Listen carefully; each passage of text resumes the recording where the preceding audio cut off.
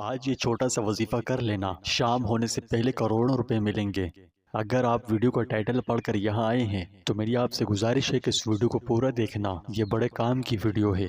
میرا کام آپ کی خیر و بھلائی چاہنا ہے، سو میں نے ویڈیو بنا کر اپنا فرض پورا کر دیا۔ اب آگے آپ کے حوالے ہے۔ آپ نے اکثر یوٹیوب پر ایسی ویڈیوز دیکھی ہوں گی جن کا ٹائٹل ہوتا ہے کہ فلاں وظیفہ پڑھ لو، اچانک شام ہونے سے پہلے اللہ کا کوئی نیک ولی آئے گا اور آپ کو پیسے دے کر چلا جائے گا۔ اس بات میں کتنی سچائی ہے؟ کیا حقیقت میں ایسا ہو سکتا ہے؟ اگر سچ میں چاہتے ہیں کہ آپ کو پیسے ملیں اور حلال ملیں، آپ کی ضروریات پوری ہوں، رزق ملے، اس میں برکت و اضافہ ہو، فقر دور ہو، مالداری حاصل ہو، تو یہ ویڈیو صرف آپ ہی کے لیے ہے، کیونکہ آج کی اس ویڈیو میں ہم آپ کو حصول رزق کا ایک بڑا ہی بابرکت وظیفہ بتائیں گے۔ اگر آپ نے یہ وظیفہ کر لیا تو اللہ کی ذات سے 100% امید ہے کہ وہ آپ کے لیے رزق ملنے کے غیبی اسباب پیدا فرمائے گا۔ اس عمل کی برکت اور اپنی رحمت سے آپ کو وہاں سے رزق عطا فرمائے گا جہاں سے آپ گمان تک نہیں کر سکتے، کیونکہ یہ اللہ کا بہت محبوب عمل ہے۔ ہماری زندگیوں کو بدلنے کے لیے انتہائی پر اثر وظیفہ ہے۔ جو اسے خلوص سے کرے وہ کبھی اس کریم ذات کے در سے خالی یا نامراد نہیں لوٹتا، اس کی جولیاں بھر بھر کر نوازا جاتا ہے۔ اگر آپ چاہتے ہیں کہ آپ کو حلال طریقے سے رزق ملے اور برکت والا ملے تو پھر آپ آج کی ویڈیو میں بتایا ہوا خاص الخاص عمل ضرور کریں۔ گارنٹی ہے اللہ کے اس محبوب عمل سے آپ کا نصیب کھل جائے گا، مقدر چمک جائے گا۔ ناظرین، آج کل اکثر اسلامی چینل والے یوٹیوبرز سب کی بات نہیں کر رہا اور نہ ہی کسی کے خلاف نفرت پھیلا رہا ہوں۔ یہ اصلاحی بات ہے جو کرنی بہت ضروری ہے۔ وہ اپنے چینل پر ایسی ویڈیوز بناتے ہیں جن کا ٹائٹل ہوتا ہے کہ فلاں عمل کر لو، لاکھوں نہیں کروڑوں ملیں گے، یا اسی طرح کے کچھ ملتے جلتے ٹائٹلز رکھتے ہیں۔ ان کی اس قسم کی ویڈیوز پر لاکھوں ویوز آتے ہیں، جبکہ اگر وہ اپنے چینل پر ایسی ویڈیو بنائیں جس کا ٹائٹل یہ رکھیں کہ فلاں عمل کر لو، اللہ بے حد خوش ہوتا ہے، یہ جنت کا داخلہ نصیب فرماتا ہے، باغات سے نوازتا ہے، یا اسے ثواب عطا فرماتا ہے، یا اس کی رضا حاصل ہوتی ہے، وغیرہ وغیرہ، تو اس پر لاکھوں کی بات چھوڑو، مشکل سے ہزاروں ویوز آتے ہیں۔ تو معلوم ہوا کہ یوٹیوبر کی بھی مجبوری ہے، کیونکہ انہیں بھی ظاہر ہے اپنا نظام تو چلانا ہے، اس لیے ایسا تو کریں گے ہی نا۔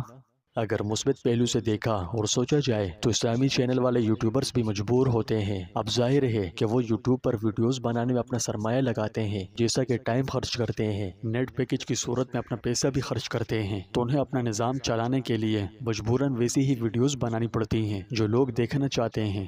اب لوگوں کو پیسوں میں دلچسپی ہے اور تھوڑے نہیں اربوں خربوں سے، تو پھر ظاہر ہے کہ اللہ کو خوش کرنے والے اعمال پر ویڈیوز کہاں دیکھ سکتے ہیں۔ مزاج ہی مطمئن نہیں ہوتا تو اسلامی یوٹیوبرز آپ کی دلچسپی کو ملحوظ رکھ کر ہی ویڈیوز بناتے ہیں۔ اگر آپ سچ میں حلال پیسہ کمانا چاہتے ہیں اور برکت والا رزق حاصل کرنا چاہتے ہیں تو بالکل ہی گارنٹی کے ساتھ آج میں آپ کو ایک ایسا عمل بتاؤں گا جسے کرنے کی برکت سے اللہ پاک آپ کی ضرورت کے لیے غیبی اسباب پیدا فرمائے گا۔ اس عمل کو کرنے کا حکم ہمیں خود اللہ نے دیا ہے، اس لیے آپ اللہ پر توکل کر کے یہ عمل لازمی کیجئے۔ اس کے نتیجے میں پیدا ہونے والی برکات آپ خود دیکھ لیں گے۔ یہ ایسا روحانی بابرکت عمل ہے کہ حدیث میں اس کی بڑی فضیلتیں بیان ہوئی ہیں۔ احادیث میں تو اس کی فضیلت کا بیان آیا ہی ہے، قرآن میں بھی اس کے بے شمار فضائل و فوائد مذکور ہوئے ہیں۔ اس عمل کا انسان کے رزق کے ساتھ بڑا گہرا تعلق ہے۔ جب انسان یہ عمل کرے تو اس کا رزق بڑھ جاتا ہے، ایسے طریقے سے رزق ملتا ہے جس کا وہ گمان تک نہیں کر سکتا۔ یقیناً فضائل و برکات میں یہ عمل اپنا ایک بہت ممتاز مقام رکھتا ہے۔ اس کی اہمیت اس وقت اور زیادہ بڑھ جاتی ہے جب اللہ نے اپنے بندوں کو اس عمل کے کرنے کا حکم فرمایا۔ کتنی بہترین بات ہے اور کتنی خوش نصیبی ہے کہ یہ عمل کرنے سے اللہ بھی خوش ہوتا ہے اور ہمارا رزق بھی بڑھتا ہے۔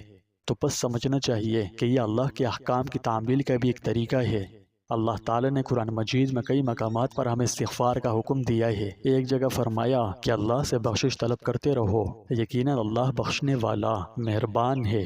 ناظرین، انسانوں کی کامیابی کے لیے انہیں اس بات کا حکم دیا گیا ہے کہ اللہ تعالیٰ سے اپنے چھوٹے بڑے گناہوں پر توبہ و استغفار کثرت سے کرتے رہنا چاہیے۔ اس عمل سے اللہ پاک بہت خوش ہوتا ہے۔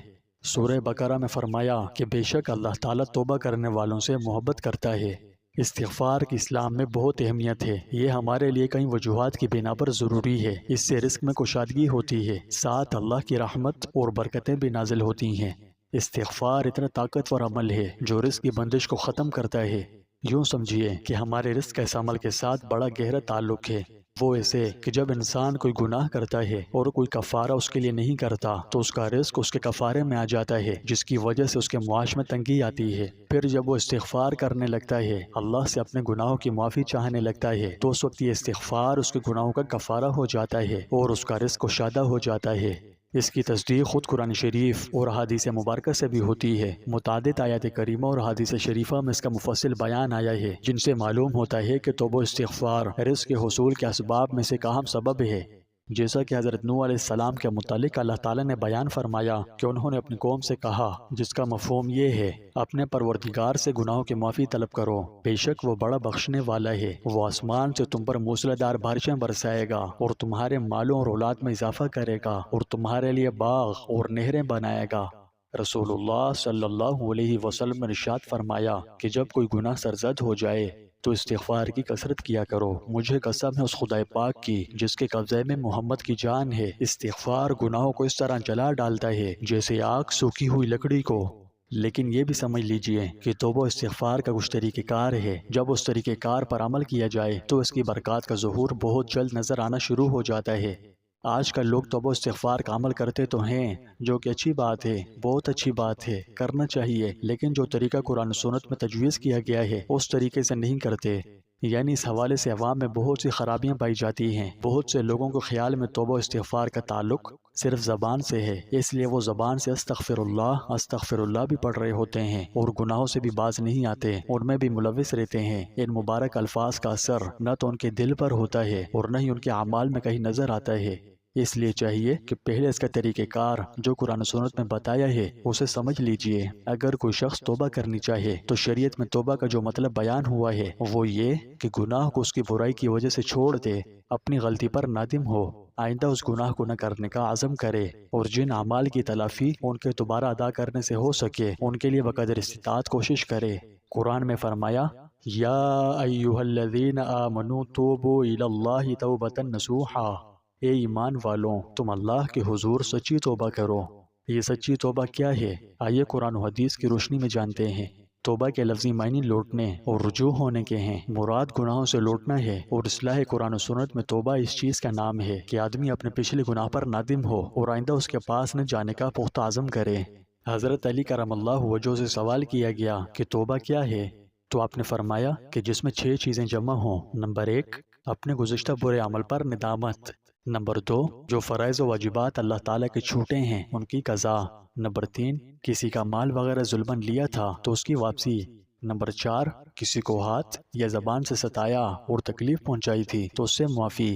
نمبر 5، آئندہ اس گناہ کے پاس نہ جانے کا پختہ عزم و ارادہ۔ نمبر 6، جس طرح اس نے اپنے نفس کو اللہ کی نافرمانی کرتے ہوئے دیکھا ہے اب وہ اطاعت کرتے ہوئے دیکھ لے۔ جب یہ چند چیزیں جمع ہو جائیں تو ان کے پورا ہونے سے توبہ کی شرائط پوری ہو جاتی ہے اور اللہ پاک اپنی رحمت سے توبہ قبول فرما لیتے ہیں۔ توبہ کیسی ہونی چاہیے یہ ہم نے جانا، اب رہا یہ سوال کہ استغفار کیسے کریں۔ استغفار کہتے ہیں قول اور فعل دونوں سے گناہوں کی معافی طلب کرنے کو۔ اللہ تعالیٰ کا ارشاد ہے کہ تم اپنے رب سے گناہوں کی معافی طلب کرو، وہ گناہوں کو بہت زیادہ معاف کرنے والے ہیں۔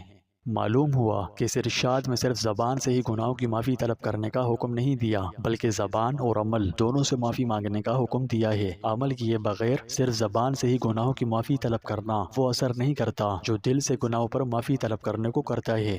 بقول حافظ ابن کثیر کے، اگر تم اللہ تعالیٰ کے حضور توبہ کرو، اس سے اپنے گناہوں کی معافی مانگو اور اس کی اطاعت کرو تو وہ تم پر رزق کی فراوانی فرما دے گا، تم پر آسمان سے باران رحمت نازل فرمائے گا، زمین سے خیر و برکت اگلوائے گا، زمین سے کھیتی کو اگائے گا، جانوروں کا دودھ مہیا فرمائے گا، تمہیں اموال اور اولاد عطا فرمائے گا، قسم قسم کے میوجات والے باغات عطا فرمائے گا اور ان باغوں کے درمیان نہریں بھی جاری فرمائے گا۔ استغفار کے دنیا میں حاصل ہونے والے سے فوائد کا ذکر قرآن میں اور بھی کئی مقامات پر آیا ہے، جیسے سورہ مائدہ اور سورہ اعراف میں۔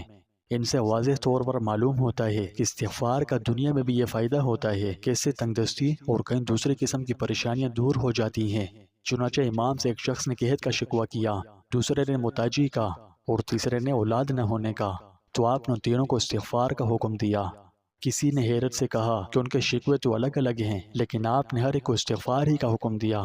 اس کے جواب میں آپ نے سورہ نوح کی آیات 10 تا 12 تلاوت کر کے اسے مطمئن کر دیا۔ بعض علماء تو کہتے ہیں کہ ہر مقصد کے حصول کے لیے اللہ کے حضور استغفار ہی کرنا چاہیے۔ چنانچہ ایک دفعہ سیدنا عمر رضی اللہ عنہ بارش کی دعا کرنے کے لیے باہر نکلے اور صرف استغفار پر اکتفا فرمایا۔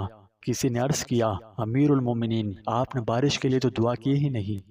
فرمایا کہ میں نے آسمان کے ان دروازوں کو کھٹکھٹا دیا ہے جہاں سے بارش نازل ہوتی ہے، پھر آپ نے سورہ نوح کی یہی آیات لوگوں کو پڑھ کر سنا دیں۔ ناظرین، آج کی ویڈیو میں ہم نے توبہ و استغفار کا بڑا ہی بابرکت عمل بیان کیا۔ اگر آپ چاہتے ہیں کہ رزق میں برکت و اضافہ اور تنگدستی وغیرہ دور ہو تو کثرت سے استغفار کریں۔ بہتر ہے کہ استغفار میں یہ الفاظ پڑھیں: استغفر اللہ الذی لا الہ الا هو الحی القیوم واتوب الیہ۔ اس کا مفہوم یہ ہے کہ میں اللہ سے معافی اور بخشش چاہتا ہوں جو حی و قیوم ہے، اور اس کے حضور میں توبہ کرتا ہوں۔ اسی کے ساتھ آج کا خاص عمل یہ ہے کہ صلہ رحمی کا معاملہ اختیار کریں، کیونکہ رسول اللہ صلی اللہ علیہ وسلم کا فرمان ہے کہ جو شخص اپنی روزی میں کشادگی چاہتا ہو یا عمر کی درازی یعنی لمبی زندگی چاہتا ہو تو اسے چاہیے کہ صلہ رحمی کرے۔ آپ تمام احباب کی خدمت میں عرض ہے کہ اللہ تعالیٰ کے 99 ناموں میں سے کوئی بھی ایک نام کامنٹ باکس میں ضرور لکھیں۔ اللہ تعالیٰ ہم سب کا حامی و ناصر ہو۔